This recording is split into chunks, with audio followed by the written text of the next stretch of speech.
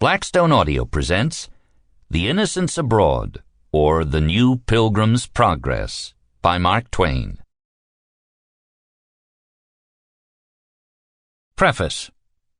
This book is a record of a pleasure trip. If it were a record of a solemn scientific expedition, it would have about it that gravity, that profundity, and that impressive incomprehensibility which are so proper to works of that kind, and withal so attractive. Yet notwithstanding it is only a record of a picnic, it has a purpose, which is to suggest to the reader how he would be likely to see Europe and the East if he looked at them with his own eyes instead of the eyes of those who traveled in those countries before him. I make small pretense of showing anyone how he ought to look at objects of interest beyond the sea. Other books do that, and therefore, even if I were competent to do it, there is no need. I offer no apologies for any departures from the usual style of travel writing that may be charged against me, for I think I have seen with impartial eyes, and I am sure I have written at least honestly, whether wisely or not. In this volume I have used portions of letters which I wrote for the Daily Alta California of San Francisco, the proprietors of that journal having waived their rights and given me the necessary permission.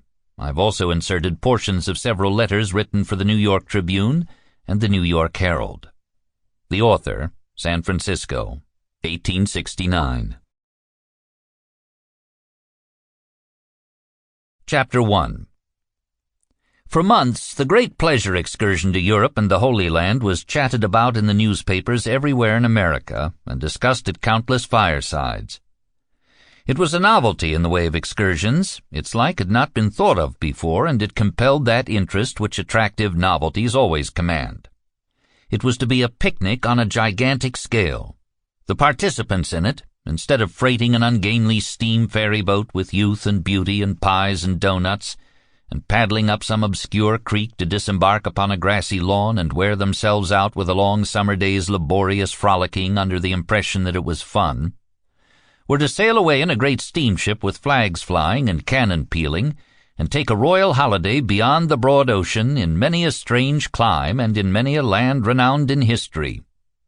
They were to sail for months over the breezy Atlantic and the sunny Mediterranean.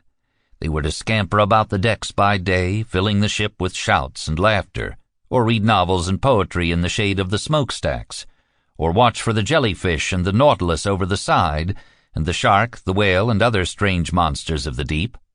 And at night they were to dance in the open air on the upper deck in the midst of a ballroom that stretched from horizon to horizon and was domed by the bending heavens and lighted by no meaner lamps than the stars and the magnificent moon. Sample complete. Ready to continue?